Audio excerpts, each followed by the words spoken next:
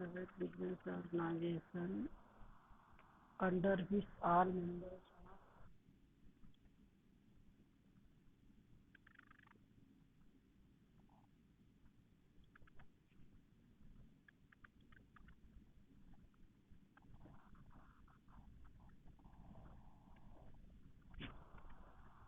all members of joint family of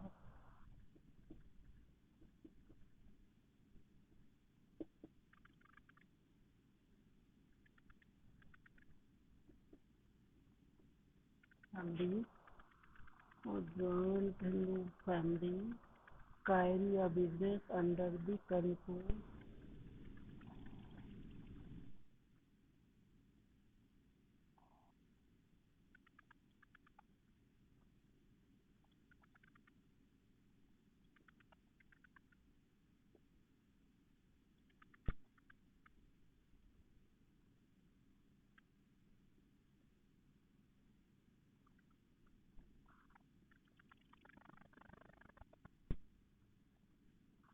under the control of मुखिया और कर्ता of the family.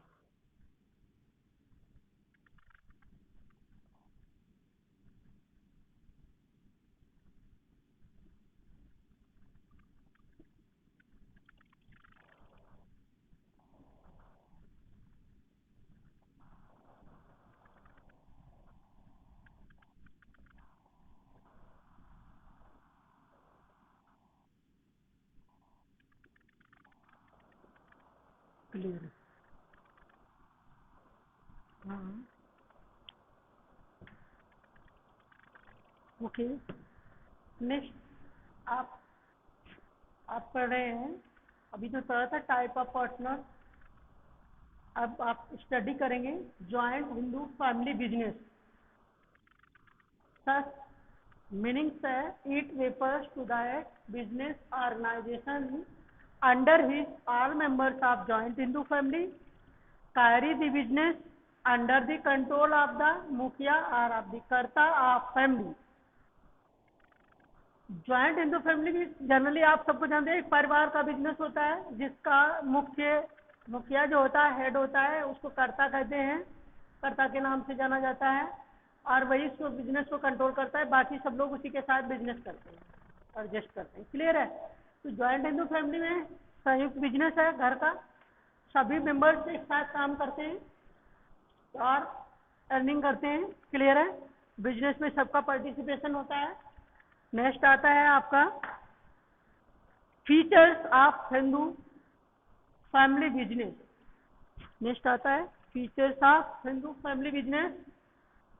पहला है operation according to the Hindu law. जो HUF है, ज्वाइंट हिंदू फैमिली बिजनेस है, ये ऑपरेशन होता है अकॉर्डिंग टू हिंदू लॉ. जो हमारी फैमिली का लॉ है, हिंदू लॉ है, उसके अकॉर्डिंग टू मैनेज होता है. हिंदू कम्युनिटी के अनुसार इसका मैनेजमेंट होता है. The right and duties of the members. जो इस बिजनेस के मेंबर्स हैं वो फैमिली मेंबर्स होते हैं. Decided by this law. इसके द्वारा ही उनका स्वामित्व निर्धारित होता है और पार्टिसिपेशन एंड राइट डिसाइड किए जाते हैं. किसके? हिंदू लॉ के द्वारा. इसके लिए अलग से बिजनेस लॉ नहीं है, बिजनेस लॉ नहीं है, हिंदू लॉ के द्वारा किया जाता है. नेक्स्ट है सेकंड मैनेजमेंट बाय कर्ता. ज्वाइंट हिंदू फैमिली बिजनेस का मैनेजमेंट या एडमिनिस्ट्रेशन कर्ता के हाथ में होता है. जो फैमिली का हेड होता है वो मैनेजमेंट करता है. वो सबका हेड होता है, सभी मेंबर्स का हेड होता है, सभी मेंबर्स उसके अंडर काम करते हैं. The joint Hindu family business is normally manage by a senior member of the family. Family का जो सीनियर मेंबर होता है वो उसको मैनेज करता है. इज नोन एज कर्ता और मुखिया और मैनेजर कहा जाता है. The others member family do not have the right to interference in the business. Family के अदर मेंबर्स को किसी को राइट नहीं होता है कि बिजनेस में कोई इंटरफेरेंस करे या मुखिया के कार्य में या कर्ता के कार्य में कोई इंटरफेरेंस करे. Every business contact need the prior approval of the कर्ता. बिजनेस की जो भी एक्टिविटीज होगी बाय परमिशन बाय करता, जो बिजनेस घर का हेड है, सीनियर मेंबर है, उसके ही एक्सेप्ट उसी के अप्रूवल से ही बिजनेस किया जा सकता है या बिजनेस एक्टिविटी की जाएंगी, किसी दूसरे को राइट्स नहीं है। थर्ड है limited liability. Under the joint Hindu family business the responsible of the members is limited only to extend of their share. अपने शेयर तक इसमें लिमिटेड लायबिलिटी होती है। जो मेंबर्स हैं, बिजनेस के मेंबर हैं, उनकी लिमिटेड लायबिलिटी होती है। ही the personal property of the members can not be taken for the business responsibility. Business responsibility के लिए पर्सनल प्रॉपर्टी मेंबर्स की, जैसे कोई मेंबर्स है, महिला मेंबर्स हैं, सभी सदस्य उसके सदस्य होते हैं, जितने भी फैमिली मेंबर्स हैं, उसकी कोई इंडिविजुअल ऑर्नामेंट है वो बिजनेस से रिलेटेड नहीं है, बिजनेस की लायबिलिटी में शामिल नहीं किए जाएंगे, या कोई अदर उसकी प्रॉपर्टीज है, तो इसलिए लिमिटेड लायबिलिटी ओनली बिजनेस की जो प्रॉपर्टी है वहीं तक लिमिटेड होती है। This also is the important fact that is joint Hindu family business responsible of the कर्ता इज अनलिमिटेड, बट कर्ता की जो लायबिलिटी है वो अनलिमिटेड होती है। जो हेड है, सीनियर मेंबर है, उसकी लायबिलिटी अनलिमिटेड होती है। फैमिली के अदर्स मेंबर की बिजनेस के प्रति जो लायबिलिटी है लिमिटेड होती है। क्लियर है? उसकी इंडिविजुअल प्रॉपर्टी बिजनेस प्रॉपर्टी में इंक्लूड नहीं की जा सकती। His personal property is responsible for discharge his business responsibility. अगर बिजनेस के ड्यूज है कुछ, तो जो मुखिया है या करता है उसकी इंडिविजुअल प्रॉपर्टी भी से भी वसूला जा सकता है, रिकवर किया जाएगा। क्लियर है? नेक्स्ट है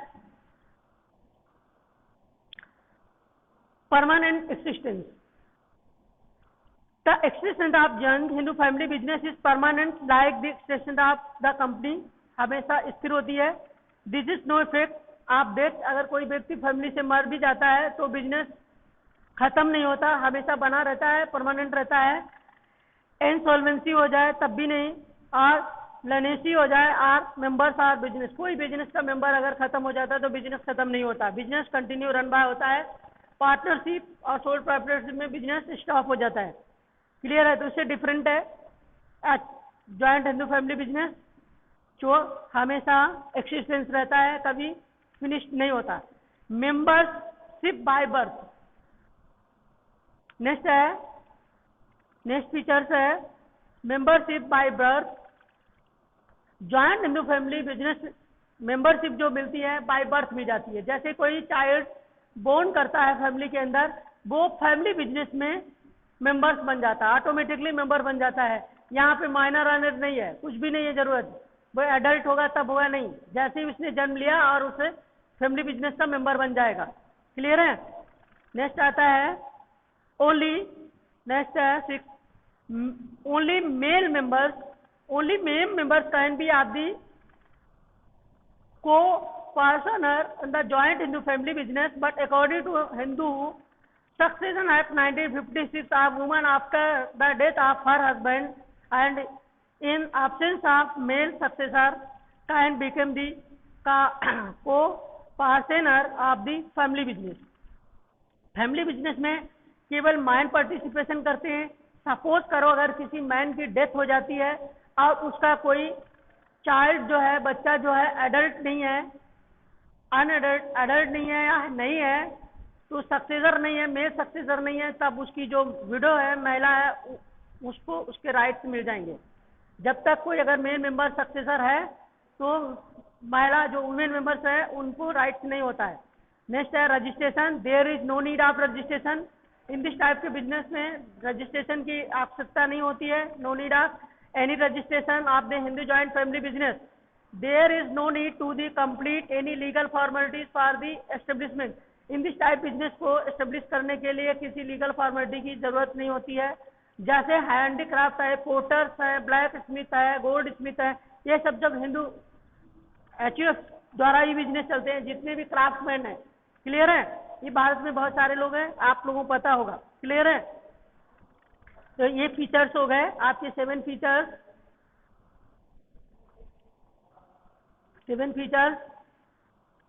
चलिए next merit of joint Hindu family business क्या है? Easy to start. Joint Hindu family business को स्टार्ट करना वेरी इजी है, क्योंकि इसके लिए रजिस्ट्रेशन की आवश्यकता नहीं है, किसी से अप्रूवल की आवश्यकता नहीं है, बहुत आसानी से एस्टेब्लिशमेंट हो जाता है। It is the easy start to joint Hindu family business because there is no need to the complete any legal formality for its establishment. Joint Hindu family business को एस्टेब्लिश करने के लिए किसी लीगल फॉर्मेलिटी की जरूरत नहीं होती है, रजिस्ट्रेशन की आवश्यकता नहीं होती है, इसलिए इसका फॉर्मेशन वेरी इजी, बहुत आसानी से जब चाहें तब स्टार्ट कर सकते हैं। क्लियर है?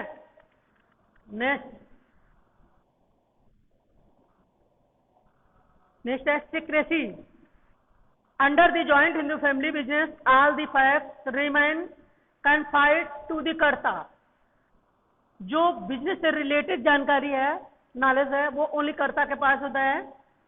There for the competing business can not be get any importance information. जो भी इम्पोर्टेंट इंफॉर्मेशन है, सभी की सभी इंफॉर्मेशन बिजनेस से रिलेटेड कर्ता के पास रहती है, फैमिली के अदर मेंबर्स के पास नहीं रहती है। क्लियर है? तो जो भी करता है वही सब कुछ है, और इसी के पास सारा रिकॉर्ड और जानकारी बिजनेस की रहती है। नेक्स्ट है third, direct contact with customer.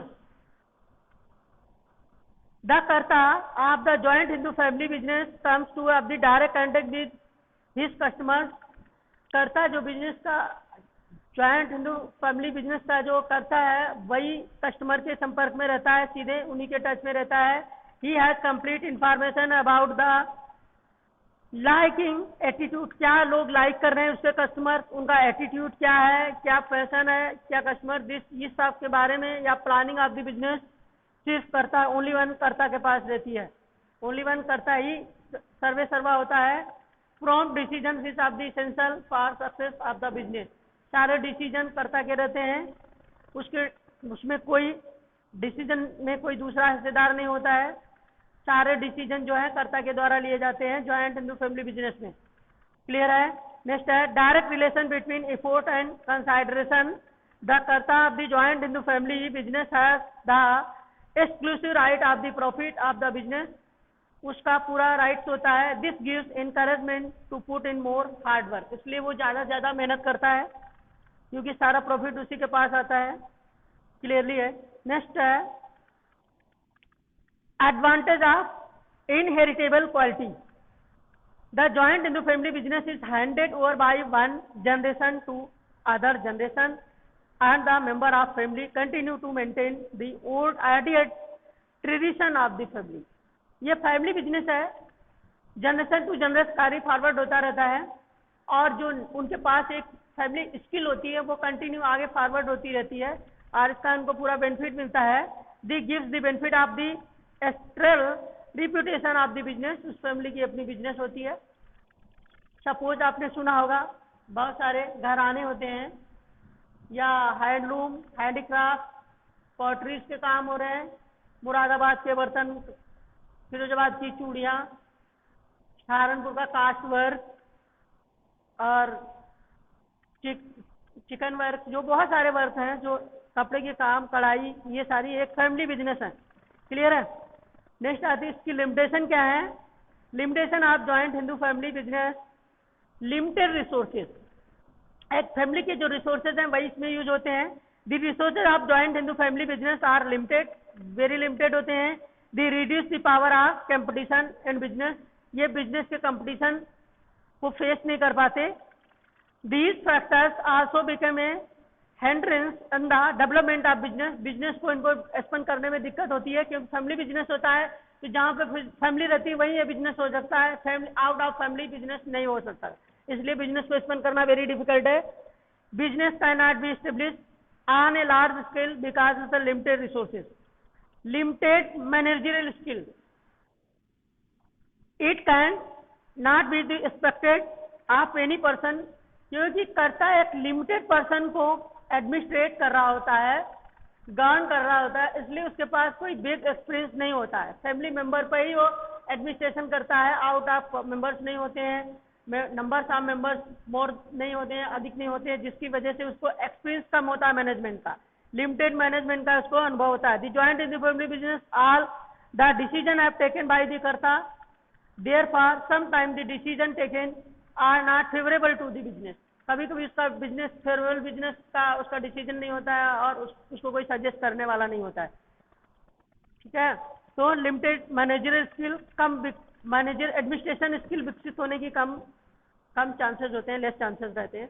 Unlimited liability, कर्ता की अनलिमिटेड लायबिलिटी होती है, फैमिली के अदर मेंबर्स की लिमिटेड लायबिलिटी होती है, बट कर्ता ज्वाइंट हिंदू फैमिली बिजनेस में unlimited consequently the decision in necessary delay, इसलिए डिसीजन डिले भी हो सकते हैं।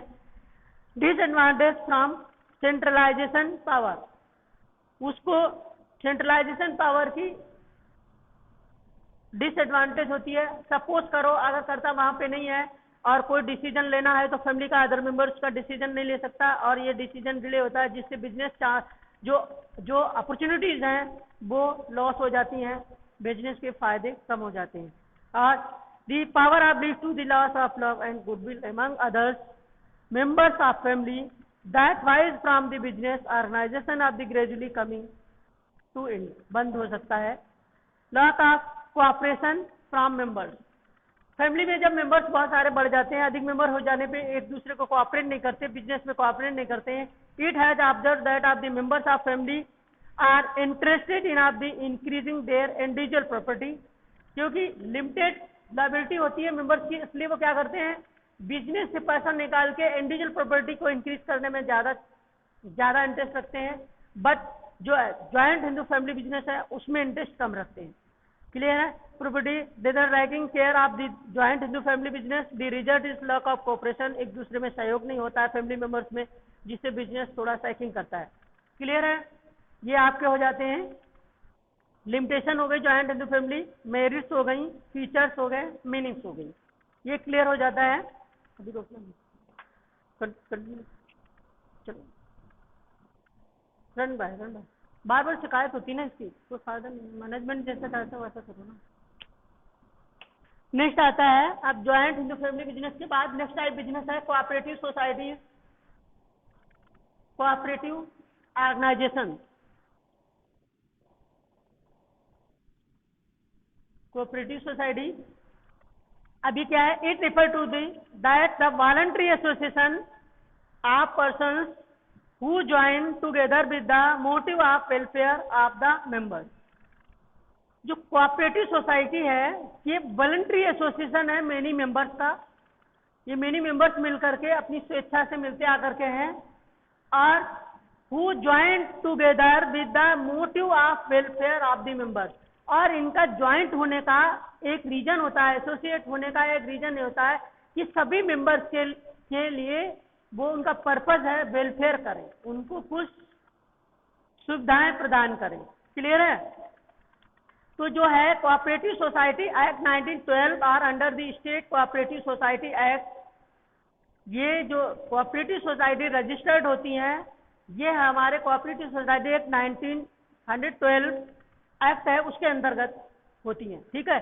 और ये मेनी टाइप की हो सकती हैं, जैसे consumer cooperative societies, marketing cooperative societies, credit cooperative societies, cooperative farming societies, housing cooperative societies, producer cooperative society, बहुत टाइप की कोऑपरेटिव सभी लोग बना सकते हैं कोऑपरेटिव सोसाइटीज। क्लियर है। आज हैं भी प्रचलन में, आप देख सकते हैं आपके चारों तरफ सराउंडिंग एवरी ईयर बहुत सारी सोसाइटीज मिल सकती हैं। कोई एक लोकेलिटी के लोग आपस में मिल करके और सिक्योरिटी पर्पज के लिए गार्ड रख लेते हैं, या कोई सोसाइटी बना लेते हैं जो लोकल मैनेजमेंट कर लेते हैं, अपना मेंटेनेंस कर लेते हैं, डेली की रिक्वायरमेंट के लिए सड़कें साफ करना, ड्रेनेज, वाटर सप्लाई वगैरह, इसका जो मैनेजमेंट देखते हैं। क्लियर है। डिफिनीशन है cooperation is a form of organisation which person voluntarily associate together as human beings on a basis of quality for the promotion of the economic interest of themselves। आपस में सबका economic interest होता है जिसके लिए लोग voluntary associate होते हैं, एक साथ आते हैं। क्लियर है। और इसी में मेंबर्स, इसके फीचर्स क्या हैं, फीचर्स देखिए, features of cooperative organisation. First है voluntary membership, it is voluntary association of person, ये लोगों का वॉलंटरी एसोसिएशन है, which means that no individual can be compelled to be a member of cooperative society. केवल single person एक cooperative society नहीं making कर सकता। Formation of cooperative society, many members, voluntary members association है, many persons मिल करके voluntary इसको complete करते हैं। Anybody can be members and so be of the desire and leave its membership after giving information to this effect. कोई भी member में इसमें कोऑपरेटिव सोसाइटी से बाहर हो सकता है, वो मेंबर्स को इंफॉर्मेशन दे करके मेंबरशिप से विड्रॉ कर सकता है, ये उसकी राइट्स होती हैं। After leaving the membership the member get back his capital according to the rules. जो इसमें पूंजी लगाता है अपनी, सभी मेंबर्स की पूंजी बराबर होती है, जितने नंबर तक शेयर होती है उतनी पूंजी होती है। जितने एक शेयर से डिवाइड होते हैं, जितने ज्यादा शेयर्स आपके पास होंगे उतने ही उसमें वोटिंग पावर आपके पास ज्यादा होगी, तब वो अपनी पावर कैपिटल को विड्रॉ कर सकता है। जो ये एसोसिएशन बनता है इसमें पूंजी को इन्वेस्टमेंट करते हैं, क्लियर है, बट इनका सर्विस मोटिव होता है, रेंडर सर्विसेज देना होता है, ना कि प्रॉफिट मोटिव। कोऑपरेटिव सोसाइटी का main purpose render services provide करना होता है, प्रॉफिट मोटिव नहीं होता है, इसलिए क्लियर है। And other important wings of the no members can be transfer his share and other person। कोई भी मेंबर अपना शेयर दूसरे पर्सन को ट्रांसफर नहीं कर सकता। There is no restriction between the member of cooperative society on the basis, और इसमें मेंबरशिप लेने के लिए किसी रिलीजन बेसिस, कास्ट बेसिस पे कोई भी रिस्ट्रिक्शन नहीं होती है। किसी भी रिलीजन का हो, किसी भी कास्ट का हो, कोऑपरेटिव सोसाइटी का मेंबर बन सकता है। Which means that everybody has an absolute right to be its member. सारे मेंबर्स को बराबर के राइट्स मिले होते हैं, इक्वल राइट्स हैं। However, in the certain cases, membership are restricted in the particular group। कभी कभी सडनली कभी कभी रिस्ट्रिक्टेड भी होती है, जैसे for example only a farmer can a member of cooperative in farmer society. जिस टाइप इन विच टाइप की सोसाइटी है उसी टाइप का मेंबर उसमें बन सकता है बाहर में। जैसे फार्मर सोसाइटी है तो उसमें फार्मर ही मेंबर्स बनेगा, ना कि बिजनेसमैन नहीं हो सकता या अदर कोई पर्सन उसमें मेंबर्स नहीं बन सकता। सच टाइप की जो कोऑपरेटिव सोसाइटी होती है उसी टाइप के लोग ही उसके मेंबर हो सकते हैं। सेकंड है legal status. No association of member can use the word cooperative with its name unless of the registered under the cooperative society act 1912। Under the state cooperative act, after registration the cooperative society become separate entity with the reference to the member. जिसका अपना legal status होता है cooperative society का, cooperative society की जो entity होती है वो सेपरेट होती है मेंबर से, मेंबर की एंटिटी से सेपरेट एंटिटी होती है।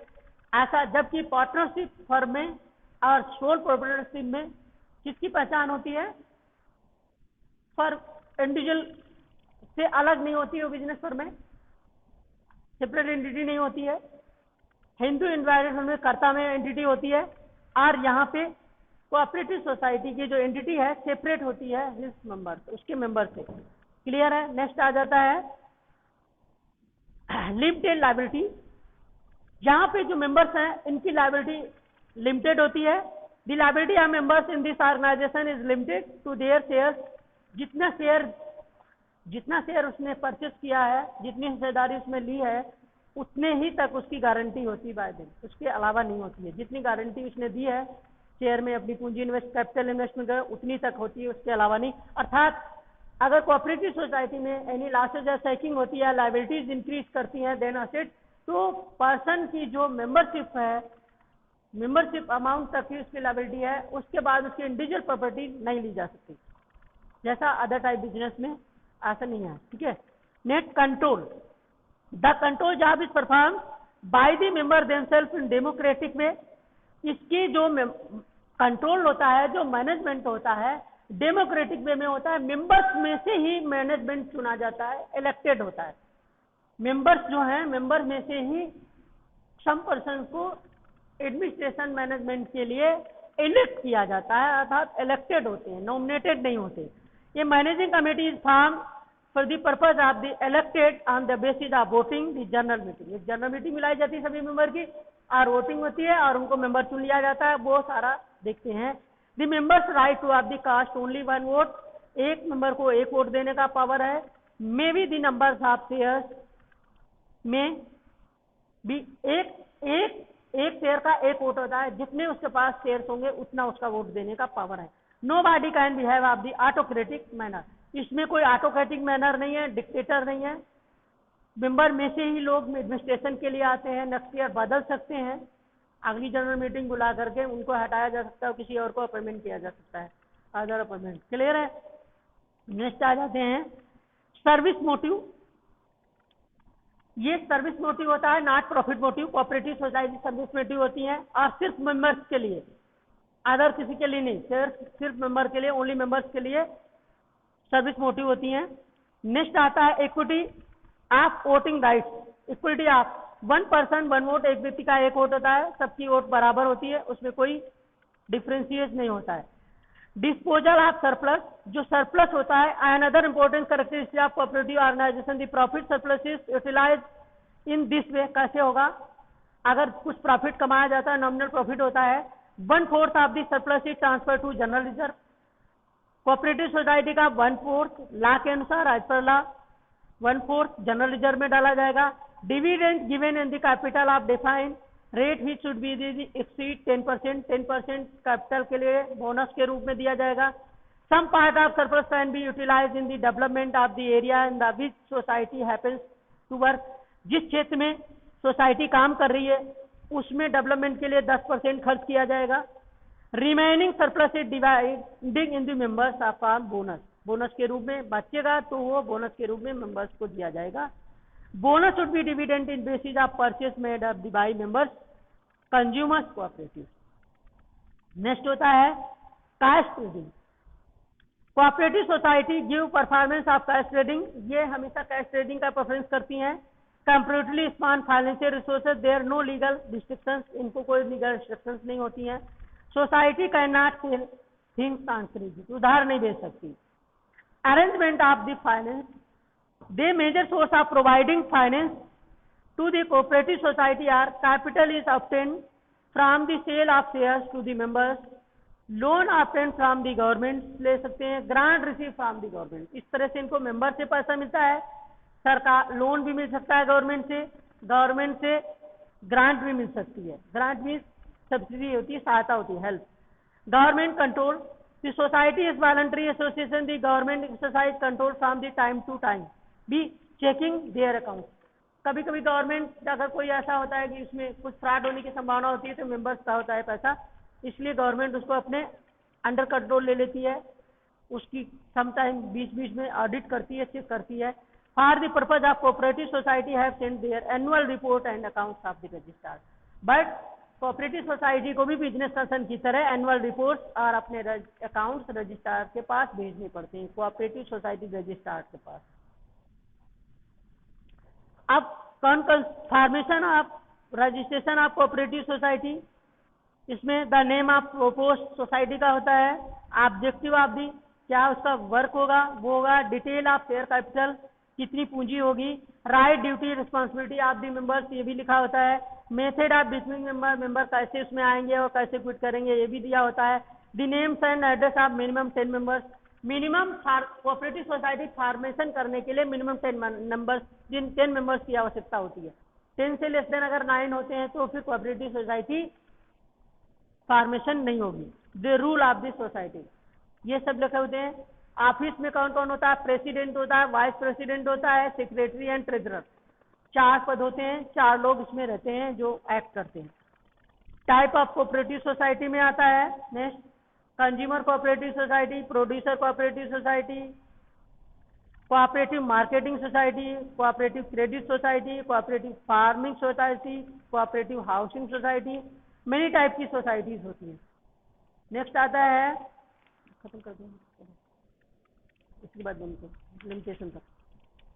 Merit of cooperative societies, easy formation है, एनी 10 मेंबर्स मिलकर के कोऑपरेटिव सोसाइटी का फॉर्मेशन कर सकते हैं। मिनिमम कैपिटल का भी फॉर्मेशन कर सकते हैं। मिनिमम लिमिटेड लाइबिलिटी होती है, आल मेंबर्स की जो लाइबिलिटी है लिमिटेड होती है, ये इसके फीचर्स हैं। जितना शेयर है उतनी तक लिमिटेड लाइबिलिटी होती है, यहाँ पे इंडिविजुअल प्रॉपर्टी का कोई प्रॉब्लम नहीं। स्टेबिलिटी, सेपरेट एंटिटी होती है इसलिए स्टेबिलिटी होती है, मेंबर्स चला जाएगा बट कोऑपरेटिव सोसाइटी बनी रहेगी।